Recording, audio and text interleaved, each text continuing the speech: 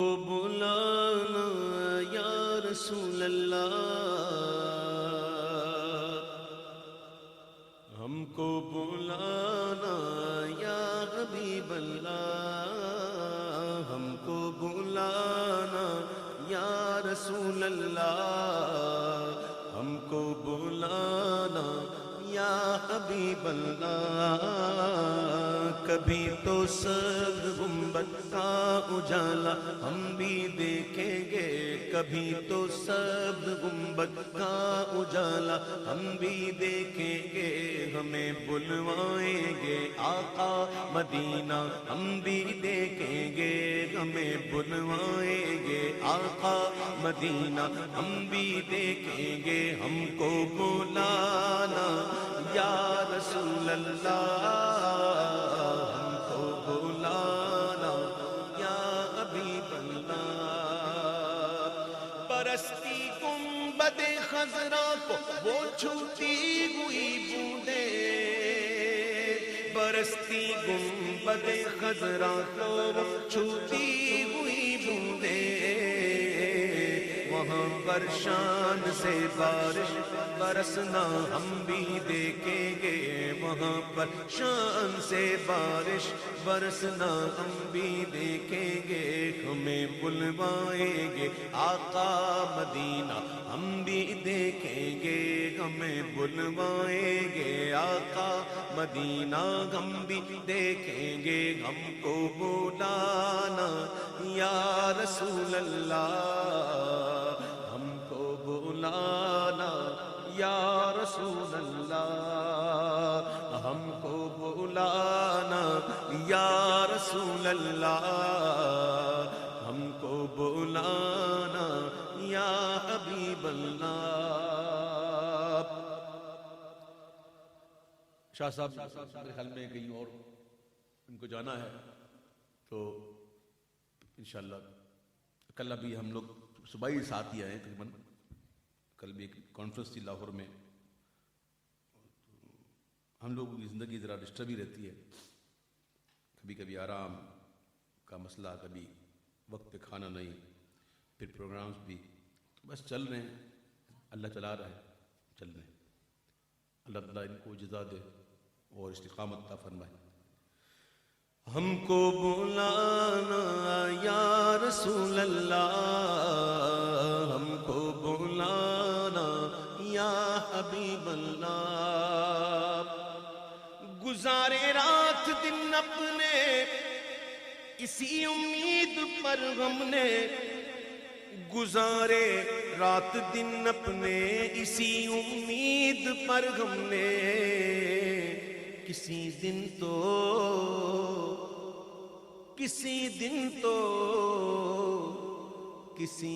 تو جمال روئے زیبا ہم بھی دیکھیں گے، کسی دن تو جمال روئے زیبا ہم بھی دیکھیں گے، ہمیں بلوائیں گے آقا مدینہ ہم بھی دیکھیں گے، ہم کو بلانا یا رسول اللہ، ہم کو بلانا یا حبیب اللہ۔ در دولت سے لوٹایا نہیں جاتا کوئی خالی، در دولت سے لوٹایا نہیں جاتا کوئی خالی، در دولت سے لوٹایا نہیں جاتا کوئی خالی، وہاں خیرات کا بٹنا خدایا ہم بھی دیکھیں گے، وہاں خیرات کا بٹنا خدایا ہم بھی دیکھیں گے، ہمیں بلوائیں گے آقا مدینہ ہم بھی دیکھیں گے، ہم کو بلانا یا رسول اللہ، ہم کو بلانا یا حبیب اللہ۔ اور یہ شعر کیفیت کا شعر ہے، مدینہ شریف جانا تو بہت سعادت کی بات ہے، بہت سعادت، لیکن یاد رکھنا جو حضور سے محبت کرتا ہے صلی اللہ علیہ وسلم، اس کے لیے مدینہ شریف سے واپسی آنا یہ کوئی آسان نہیں، قدم من بھر کے ہو جاتے ہیں، قدم من بھر کے ہونا یہ ایک محاورہ ہے، یعنی کہ آسانی سے واپسی نہیں ہوتی، ہچکیوں کے ساتھ روتے روتے، جسے بچہ ماں سے بچھڑ رہا، ایک کیفیت ہوتی ہے۔ دم رخصت قدم من بھر کے ہیں محسوس کرتے ہیں، دم رخصت قدم من بھر کے ہیں محسوس کرتے ہیں، دم رخصت قدم من بھر کے ہیں محسوس کرتے ہیں، کسے ہے جا کے لوٹانے کا یارا ہم بھی دیکھیں گے، کسے ہے جا کے لوٹانے کا یارا ہم بھی دیکھیں گے، ہمیں بلوائیں گے آقا مدینہ ہم بھی دیکھیں گے۔ مکتا مکتا مکتے سے پہلے واقعہ بیان کر دوں تو مزہ آ جائے گا۔ ممبر شریف کی تعمیر سے پہلے آقا دو عالم صلی اللہ علیہ وسلم مسجد نبوی شریف میں کھجور کے خشک تنے سے پشت لگا کر خطبہ دیا کرتے تھے۔ ایک انصاریہ عورت لکڑی کا ممبر بنا کر لائی اور آقا کی بارگاہ میں پیش کر دیا۔ اب ممبر پر آقا علیہ السلام جلوہ افروز ہیں اور خطبہ ارشاد فرما رہے ہیں۔ اتنے میں رونے کی آواز آئی، رونے والا نظر نہیں آ رہا، اور رونے کی آواز بڑھی جا رہی ہے، بڑھتی جا رہی ہے، یہاں تک کہ صحابہ کرام بھی سن رہے ہیں، لیکن رونے والا نظر نہیں آ رہا۔ آقا دو عالم صلی اللہ علیہ وسلم نے اپنا خطبہ موقوف فرمایا، منبر شریف سے نیچے تشریف لائے اور کھجور کے اس خشک تنے کے پاس گئے اور اس کو اپنے سینے سے لگا لیا۔ وہ رو رہا تھا۔ کیوں رو رہا تھا؟ کیا سرکار کا جلوہ نظر نہیں آ رہا تھا؟ کیا چشم مازاق کے نظارے نہیں تھے؟ کیا واللیل کی زلفیں نہیں دیکھ رہا تھا؟ کیا والضحیٰ کا چہرہ نظر نہیں آ رہا تھا؟ سب کچھ تھا، لیکن فرق یہ تھا پہلے پشت لگتی تھی، اب پشت نہیں لگتی۔ یہ جدائی برداشت نہیں ہوئی، اور جدائی تھی کتنی؟ 5-6 گز کی، یہ 4-5 گز کی جدائی برداشت نہیں ہوئی، خشک تنے سے، اور رونے لگ گیا۔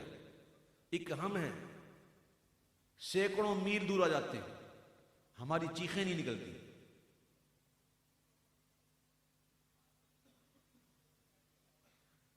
کبھی لکڑی کو روتے ہوئے دیکھا آپ نے؟ کیا لکڑی رو سکتی ہے؟ تو غور کرو وہ کیا چیز تھی، اس خشک تنے میں ایسی کیا چیز تھی، کون سا جوہر تھا جو اس کو رلا رہا تھا؟ وہ تھا عشق کا جوہر، کہ اگر یہ عشق رسول اگر لکڑی میں آ جائے نا تو لکڑی بھی رو پڑے۔ ہم کو زیادہ حق ہے نا، لکڑی سے زیادہ حق ہمارا ہے نا کہ ہم حضور کے عشق میں روئیں۔ 5 گز کی دوری برداشت نہیں ہوئی، 5 گز۔ اور میرے آقا جو روتے ہیں نا حضور کے عشق میں، تو لجپال پریت نو توڑ دے نہیں، جدی باپ پھڑ دے ان چھوڑ دے نہیں۔ تو آقا نے چھوڑا نہیں، آقا گئے اور ان کو اس تنے کو سینے سے لگا لیا اور اس کو تسکین دی۔ وہ سسکیاں لیتے لیتے چپ ہو گیا۔ پھر حضور علیہ السلام نے اسے اختیار دیا۔ ایک تو اختیار یہ ہوتا ہے نا کہ جسے میں کہوں کہ میں چاہوں تو یہ کر دوں، میں چاہوں تو وہ کر دوں، لیکن اختیار کی اس سے بڑی ایک قسم ہوتی ہے، وہ یہ ہوتی ہے کہ تو جو بول میں کر دوں۔ تو حضور نے صلی اللہ علیہ وسلم اسے اختیار دیا، اختر، تجھے اختیار دیتا ہوں، بول، تو چاہتا ہے میں تجھے ہرا بھرا کر دوں؟ تو خوش ہو گیا ہے، تیرے پتے جھڑ گئے ہیں، تجھ میں پھل بھی نہیں، تو چاہتا ہے میں تجھے ہرا بھرا کر دوں، اور اتنا ہرا بھرا کر دوں کہ تیری کھجوریں مشرق سے مغرب میں پھیل جائیں۔ اب کوئی عقل کا مارا یہ سوچتا ہوگا کہ ایک درخت کی کھجوریں اتنی ہو سکتی ہیں کیا کہ مشرق سے مغرب میں پھیل جائیں؟ تو اس کا بڑا آسان جواب ہے کہ وہ زمزم کا کنواں بھی یاد کر لے کہ اللہ کے نبی کی مبارک ایڑیوں کی رگڑ سے نکلا، اور اتنا نکلا کہ حضرت بی بی ہاجرہ کو کہنا پڑا زم زم، تھم جا، رک جا. مفسرین فرماتے ہیں اگر بی بی ہاجرہ نہ فرماتی زم تو یہ پانی پوری زمین میں پھیل جاتا. زم اللہ کے ایک نبی کی مبارک ایڑی کی رگڑ سے ایک چشمہ نکلا تو کہنا پڑا زم. تو یہاں نبی نہیں، امام الانبیاء، اس کا سینہ لگ جائے اور اس کی کھجوریں مشرق سے مغرب میں پھیل جائیں تو اس میں کیا بعید. پھر آقا نے فرمایا اگر تو چاہے تو میں تجھے جنت میں لگا دوں. ہائے ہائے ہائے، ہمارے نبی کا اختیار تو دیکھو. مختار نبی اگر چاہے تو جنت میں لگا دوں، تو اس خشک تنے نے یہ پسند کر لیا کہ آقا مجھے جنت میں لگا دیجئے، میرے پھل جنتی کھائیں. تو آقا دو عالم صلی اللہ علیہ وسلم کا وعدہ ہے، امام الانبیاء کا وعدہ، یاد رکھنا، اللہ تعالیٰ کے محبوب کا وعدہ ہے جنت میں لگانے کا. اور صحابہ کرام کو حضور نے حکم دیا کہ اس خشک تنے کو منبر کے اس جگہ جہاں میرے قدم پڑتے ہیں دفن کر دو. واہ بھائی، سبحان اللہ، وعدہ جنت میں لگانے کا، لگوا رہے ہیں قدموں میں. گویا غلاموں کو بتا رہے ہیں غلاموں دیکھ لو، اصل جنت تو مجھ مصطفیٰ کے قدموں میں ہے. ادھر آؤ گے تو جنت تمہاری. لگا دیا.